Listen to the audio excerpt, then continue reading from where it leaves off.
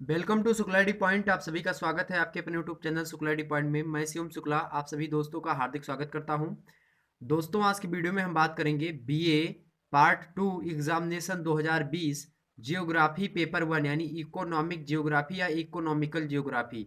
तो इकोनॉमिक या economical geography के बारे में आज की वीडियो में हम चर्चा करेंगे और देखेंगे कि 2020 की परीक्षा में किस प्रकार के प्रश्न पूछे गए थे। ठीक, देखिए टाइम अलाउड होता है 3 आवर्स का। मैक्सिमम मार्क्स होते हैं आपके कितने? 75। क्यों 75 होते हैं? क्योंकि आपका 25 नंबर का यानी 25 नंबर का आपका क्या होता है? प्रैक्टिकल होता है। तो इसलिए 75 नंबर का ये पेपर होता है। नोट यहाँ पे देखिए, attempt all section as per instruction यानी सभी खंडों के उत्तर आपको किसके अनुसार देने हैं? निर्देशानुसार देने हैं। सेक्शन ए खंड आ, देखिए अब आपका प्रश्न पत्र 3 खंडों में बटा हुआ होता है, खंड आ, खंड बा और खंड सा। खंड आ से आपको अति लघु उत्तरीय प्रश्न करने होते हैं, खंड बा से आपको लघु उत्तरीय और खंड दा से मतलब खंड सा से आपको जो है दीर्घ उत्तरीय प्रश्न करने होते हैं यानी विस्तृत उत्तरीय।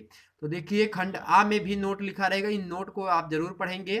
ठीक, attempt all questions give answer of each question in about जो है 50 वर्ड्स यानी 50 शब्दों में आपको लिखना है, यानी सभी प्रश्नों के उत्तर दीजिए। प्रत्येक प्रश्न का उत्तर लगभग 50 शब्दों में हो। ठीक, लगभग 50 शब्दों में होना चाहिए, ऐसा जरूरी नहीं कि आप 85 शब्दों में लिखेंगे। 45 भी हो सकता है, वो क्वेश्चन पे डिपेंड करता है कि किस प्रकार का उत्तर होगा। 75 भी हो सकता है, 60 भी हो सकता है, ठीक है, 40 भी हो सकता है, ऐसे भी हो सकता है, कोई दिक्कत नहीं होती उसमें। ठीक, 1.5 नंबर का होता है आपका एक एक प्रश्न। आगे देखते हैं पहला प्रश्न। देखिए पहला प्रश्न आपको बताना था कॉन्सेप्ट ऑफ इकोनॉमिक लैंडस्केप, तो यानी आर्थिक भूदृश्य की संकल्पना का क्या करना है? आपको प्रतिपादन करना है 50 शब्दों में। इन सभी मुद्दों पर मैं चर्चा करूंगा। एक दिन ऑब्जेक्ट जितने भी अति लघुत्तरीय प्रश्न होंगे उनको एक ही वीडियो के अंतर्गत मैं 10 के 10 प्रश्नों को आपको हल करवा दूंगा, तो इस पर चिंता बिल्कुल भी मत करिएगा। ठीक, अगला प्रश्न देखते हैं एग्रीकल्चरल रीजन। ठीक है, इससे संबंधित वीडियो अपलोड हो रही है, इससे संबंधित वीडियो अपलोड है कृषि प्रदेश को लेकर के, इसको देख लीजिएगा। ठीक, कृषि प्रदेश कौन कौन से, जैसे वान थ्यूनेन ने बांटा था, आपको कृषि प्रदेश समझते हैं? 14 या 16 हमने बताए थे उसमें। उसमें हमने चलवासी कृषि कृषि पशु चारण प्रदेश, इस प्रकार से हमने बताया अभी तक सारे प्रदेशों को, तो वहां पे आप देख लीजिएगा, क्लियर हो जाएगा। आगे देखिए इंडस्ट्रियल रीजन यानी औद्योगिक प्रदेश कौन कौन से हैं? भारत की मैं बात नहीं कर रहा हूँ, यहाँ पे औद्योगिक प्रदेश पूछ रहा है। अब औद्योगिक प्रदेश पूछ रहा है, तो औद्योगिक प्रदेश में आप कहीं का भी मतलब ऐसा नहीं कि सभी जगह का। औद्योगिक प्रदेश कौन से होते हैं? तो औद्योगिक प्रदेश वही होंगे जहाँ पे क्या होगा, जहाँ पे बहुत ज़्यादा फैक्ट्रियाँ वगैरह होंगी, फैक्ट्री के साथ साथ वहाँ का जो है संचार भी तेज होगा, नेटवर्क ठीक होगा।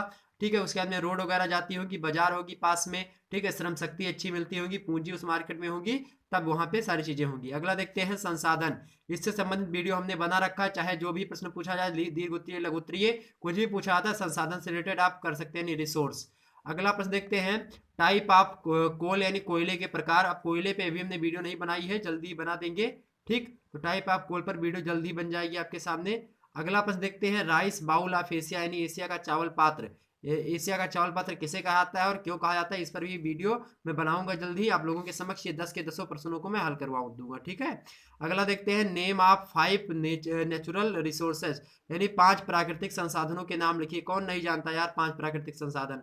आप प्राकृतिक संसाधन भूमि ले सकते हो, भूमि के बाद में आप जल ले सकते हो, जल के मतलब जो प्रकृति के द्वारा हमको प्रदत्त हैं, और बहुत सारी चीजें प्रदत्त हैं हमको प्रकृति के द्वारा, तो वो आप यहाँ पे लिख सकते हैं। ठीक, तो संसाधनों पर हमने बना दिया, संसाधन से संबंधित वीडियो बनी है, उसमें देख लीजिएगा आप। ठीक, अगला प्रश्न देखते हैं main 5 factors according the location of industries यानी उद्योगों को प्रभावित करने वाले 5 मुख्य कारक। तो श्रम शक्ति प्रभावित करती है, और वहाँ का जो है क्षेत्रीय भूगोल मतलब भौगोलिक क्षेत्र उसका प्रभावित करता है।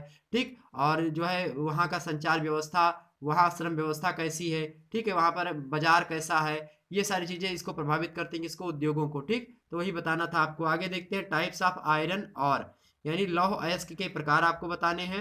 उसके बाद में 10वां प्रश्न इंटरनेशनल ट्रेड यानी अंतरराष्ट्रीय व्यापार पर आपको थोड़ा बहुत चर्चा कर देनी 50 शब्दों में।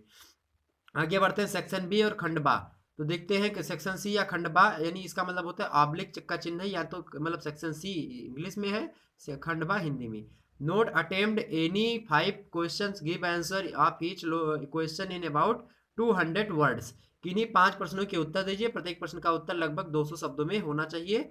आपको जो है एक प्रश्न आप करेंगे तो 8 नंबर आपको मिलेंगे, इस प्रकार से 5 प्रश्न करेंगे तो 40 नंबर मिलेंगे। देखिए प्रश्न है आपका describe the definitions of scope of economic geography यानी आर्थिक भूगोल की परिभाषा दीजिए। और उसके विषय क्षेत्र का वर्णन कीजिए। वीडियो अपलोडेड है भैया, इसको देख लीजिएगा, that is most important question. ये हमेशा प्रश्न पूछा जाता है, ये हमेशा 2020 में, अगर 2021 में प्रश्न ना दिखे तो आकर के फिर से कमेंट कर देना इसी वीडियो में कि सर जी नहीं आया था। ठीक, आर्थिक भूगोल की परिभाषा विषय क्षेत्र, चाहे इससे अति लघु उत्तरीय में प्रश्न पूछ लेगा, चाहे लघु उत्तरीय में। अति लघु उत्तरीय में मैं नहीं बात, अति लघु उत्तरीय में तो पूछेगा ही, लेकिन ये लघु उत्तरीय या दीर्घ उत्तरीय प्रश्न जरूर आपको मिलेगा। आइए आगे बढ़ते हैं और देख लेते हैं, क्योंकि उसी पर पूरा जो है पेपर में बेस्ड होता है। अगला देखते हैं, अगर ये प्रश्न आपको करने में सक्षम नहीं जानते थे तो आप describe the development of economic geography, यानी आप क्या कर सकते थे, आर्थिक भूगोल के विकास का वर्णन कर सकते थे। आर्थिक विकास का वर्णन मतलब आर्थिक भूगोल का विकास कैसे हुआ, किस प्रकार से भूगोल से अलग होकर के ये विकास आगे बढ़ता, मतलब आर्थिक भूगोल की श्रेणी में आ गया। हालांकि ये आर्थिक भूगोल भूगोल का ही एक भाग है, लेकिन इसको क्यों अलग कहा जाने लगा, क्यों आर्थिक भूगोल इसका नाम पड़ा, तो इसका विकास देखेंगे, इसकी हिस्ट्री देख लेंगे हम 200 शब्दों में। आगे देखते हैं तीसरा प्रश्न, explain the main industrial region of Japan, यानी जापान के प्रमुख औद्योगिक प्रदेशों का वर्णन करिए। आप इसमें जानते होंगे जो है कुइसू, जो है क्वांतो, हमने तमाम सारे बताए हैं, मतलब बताया नहीं अभी, लेकिन मैं बता दूंगा जल्द ही। जापान के प्रमुख औद्योगिक प्रदेश, उन पर विस्तृत चर्चा कर लूंगा, ठीक है। और 7 लेक्चर अपलोड हो चुके, चावल की कृषि को लेकर के भी अपलोड हो चुका है लास्ट वीडियो। अब गेहूं का आएगा, उसके बाद में फिर जो है जापान वगैरह देश के बारे में हम चर्चा कर लेंगे। वहां पे सूती वस्त्र उद्योग है, कैसा है क्या नहीं है, इन सबसे प्रश्न पूछे जाते हैं, तो वहां पे देख लेंगे। अगला प्रश्न देखते हैं, और करके रिवोलेंस ऑफ सार्क, सार्क कंट्री होती है, ठीक है। सार्क जो है इसमें समूह होता है दक्षिण एशिया क्षेत्रीय सहयोग संगठन, दक्षिण एशिया क्षेत्रीय सहयोग संगठन की प्रासंगिकता आप बताना है, ठीक है। प्रासंगिकता मतलब इसके बारे में बताना है क्या क्या चीजें हैं इसमें। दक्षेश, तो इसी को दक्षेश कहते हैं। दक्षेश ये देशों का क्या होता है, समूह होता है। इसमें दक्षिण एशिया के कुछ देश समाहित है, उसमें क्षेत्रीय सहयोग के बारे में बात करी गई है, ठीक है, ध्यान रखेंगे। आगे बढ़ते हैं, describe iron and steel industries in Japan, यानी जापान में लौह इस्पात उद्योग का वर्णन कीजिए। मोस्ट इंपॉर्टेंट प्रश्न है लौह उद्योग, और इस बार अब सूती वस्त्र उद्योग से प्रश्न जापान के लिए पूछ लिया जाएगा, ठीक है, तो ध्यान रखेंगे। मैं बता दूंगा उन सभी को, लौह इस्पात के बारे में बताएगा, पूरा सिलेबस आपका कंप्लीट करवा रहा हूँ, तो चैनल को सब्सक्राइब कर दीजिए, वीडियो को लाइक कर दीजिए और शेयर करिए सभी ग्रुप्स वगैरह में। आगे देखते हैं, explain N importance of Swiss and Panama नहर, सुएज एंड पनामा नहर, तो सुएज और पनामा नहर के महत्व की व्याख्या कीजिए। सुएज नहर जो है और पनामा नहर, ये दोनों व्यापारिक दृष्टि से बहुत ही महत्वपूर्ण है, जिनमें जो सुएज नहर है ये सबसे ज्यादा महत्वपूर्ण है। पनामा नहर से केवल जो है अमेरिकी कंट्री और अमेरिका से और यूरोप से व्यापार होता है, लेकिन जो सुएज नहर होती है आपकी, इससे क्या होता है, एशिया से भी जब व्यापार होता है, कहाँ पर, अमेरिका वगैरह, यूरोप, अफ्रीका, तो मिस्र से होकर के जाती है सीधे सीधे इधर से खाड़ी देशों में, सऊदी अरब के नीचे से, ठीक है। इसको मैं बता दूंगा नक्शे में बाकायदा से, सुएज नहर को समझाऊंगा, उसके अंदर पनामा नहर को भी बता दूंगा, ठीक, और इसका महत्व क्या क्या होता है, यानी व्यापारिक दृष्टि से, वो सभी बता दूंगा, ठीक। आगे देखते हैं, राइट अ शॉर्ट नोट, यानी इस पर आपको लिखना था, यानी संक्षिप्त टिप्पणी किस पर, यूरोपियन इकोनॉमिक कम्युनिटी और आपको टाइप ऑफ इकोनॉमिक एक्टिविटीज, यानी संक्षिप्त टिप्पणी देनी थी आपको यूरोपीय आर्थिक समुदाय, तो यूरोपीय आर्थिक समुदाय यानी जिनमें देश के समूह हैं उनके बारे में आपको बताना था। साथ ही साथ मतलब आपको 200 शब्दों में 100 शब्द इस पर लिखना है, 100 शब्द इस पर लिखना है, ठीक। आर्थिक क्रियाओं के प्रकार आपसे पूछा गया था कि आर्थिक क्रियाएं कौन कौन सी होती हैं, इस पर भी वीडियो आपके चैनल पर उपलब्ध, देख लीजिएगा उसको। आगे देखते हैं, bring out the silent feature आप क्या है, शिफ्टिंग मतलब एग्रीकल्चर रीजन, यानी स्थानांतरणशील कृषि के मुख्य विशेषताओं का वर्णन कीजिए। भैया स्थानांतरणशील कृषि मैंने हर वीडियो में बताई है, ये सोशियोलॉजी में पूछा जाता है, और आपका जो है सोशियोलॉजी में तो पूछा ही जाता है, इसमें इकोनॉमिकल ज्योग्राफी यानी इकोनॉमिक ज्योग्राफी में भी पूछा जाता है। स्थानांतरणशील कृषि क्या होती है, स्थानांतरण यानी स्थान का अंतरण करके जब कृषि की जाती है, इसी कृषि को क्या कहते हैं, इसी कृषि को काटो और जलाओ नाम से भी जानते हैं। किसके नाम से, काटो और जलाओ कृषि, यानी वन को काट कर दिया जाता है, उसके बाद में जला दिया जाता है, और जलाने के बाद में क्या करा जाता है, कृषि करी जाती है, और जब तक भूमि की उर्वरक क्षमता जो होती है बनी रहती है, तब तक वहां पर कृषि कार्य किया जाता है। और जब वहां की भूमि की उर्वरक क्षमता क्षीण होने लगती है, घटने लगती है, तो क्या करते हैं जनजातीय लोग, वो फिर वो स्थान छोड़ करके किसी नए स्थान पर जाते हैं, फिर से जंगल को काटते हैं, फिर से जलाते हैं, और पुनः कृषि प्रारंभ कर देते हैं। तो ऐसी प्रक्रिया जिसमें वनों को काटा जाता है और जलाया जाता है, फिर कृषि की जाती है, उसको काटो और जलाओ कृषि, और काटो और जलाओ कृषि के नाम से हम जानते हैं स्थानांतरणशील कृषि। विभिन्न प्रदेशों में, विभिन्न देशों में इसको अन्य अलग अलग नाम से जाना जाता है। इस पर मैं एक वीडियो एक दिन बना दूंगा कि स्थानांतरणशील कृषि क्या होती है, इसकी मुख्य विशेषता क्या होती है, साथ ही साथ विभिन्न देशों में, विभिन्न प्रदेशों में स्थानांतरणशील कृषि को अन्य किस नामों से जाना जाता है, इन सभी मुद्दों पर हम चर्चा कर लेंगे। आगे बढ़ते हैं और प्रश्नों को देख लेते हैं। अगला प्रश्न देखिए आप, सेक्शन सी खंड सा, note attempt any two question give answer. क्या करना है आपको, अटेम्प्ट एनी क्वेश्चन मतलब एनी टू क्वेश्चन यानी दो प्रश्नों के उत्तर देना है। वो कितने शब्दों में है, 500 शब्दों में। किन्हीं दो प्रश्नों के उत्तर दीजिए, प्रत्येक प्रश्न का उत्तर लगभग 500 शब्दों में है हो, ठीक है, देख लीजिए आप। अगला प्रश्न देखिए, अगला प्रश्न देखिए भैया, describe the production and distribution of क्या है, पेट्रोलियम इन साउथ वेस्ट एशिया, यानी दक्षिण पश्चिम एशिया में खनिज तेल के उत्पादन एवं वितरण का वर्णन कीजिए। दक्षिण पश्चिम एशिया जानते हैं भैया, दक्षिण पश्चिम एशिया में कौन कौन देश आते हैं।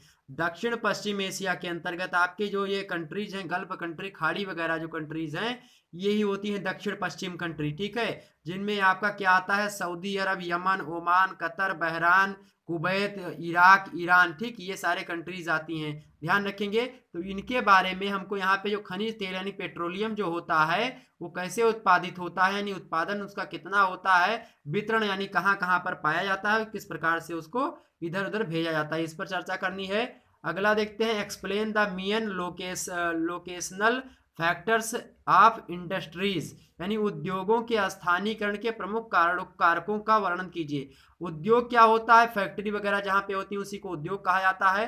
स्थानीयकरण मतलब वहां पर वो बनी रहे, उसके कारण उसके मतलब लिए क्या क्या चीजें जरूरी होती हैं। जब कभी भी आप प्रश्नों को पढ़ें तो प्रश्नों का ढंग पढ़ने का होना चाहिए, उद्योगों के स्थानीयकरण के प्रमुख कारकों का क्या करना, वर्णन करना। 4 भागों में बांट लिया, उद्योगों के, किसके, उद्योगों को क्या करना, स्थानीयकरण के, उद्योगों के स्थानीयकरण के प्रमुख कारकों की क्या करनी है, क्या करना, वर्णन करना, ठीक। अब स्थानीयकरण के कारक बहुत सारे होते हैं, जैसे कि वहां पे अगर सस्ते श्रम मिल जाएंगे, सस्ते श्रमिक मिल जाएंगे तो क्या होगा, वहां पे बाजार अच्छा खासा होगा तो हो जाएगा। इसी प्रकार से अन्य सारी चीजें, वहां पे अगर जमीन जायदाद अच्छी मिल जाएगी तो हो जाएगा, वहां की सरकार जो होगी कम टैक्स लेगी तो हो जाएगा, इस प्रकार से होता, ठीक।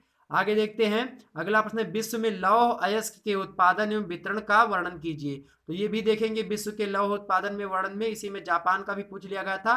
तो अब की बार सूती वस्त्र उद्योग, दैट इज मोस्ट इंपॉर्टेंट, सूती वस्त्र उद्योग 2021 के लिए मोस्ट इंपॉर्टेंट है, उसको मैं बता दूंगा, पढ़ लीजिएगा, ठीक है। आगे देखते हैं, अगला प्रश्न आप देख सकते हैं यहाँ पे, describe the production and distribution rice in the world, यानी विश्व में चावल के उत्पादन तथा वितरण का वर्णन कीजिए। अभी हमने 7वां लेक्चर बताया है मेरे प्यारे दोस्तों, ये प्रश्न पूछा गया था कब, 2020 की परीक्षा में। तो 2021 की परीक्षा में आपसे भी पूछा जा सकता है ये प्रश्न, तो ध्यान रखेंगे, लघु उत्तरीय में पूछा जा सकता है, क्योंकि यहाँ पे दीर्घ उत्तरीय में पूछा जाएगा।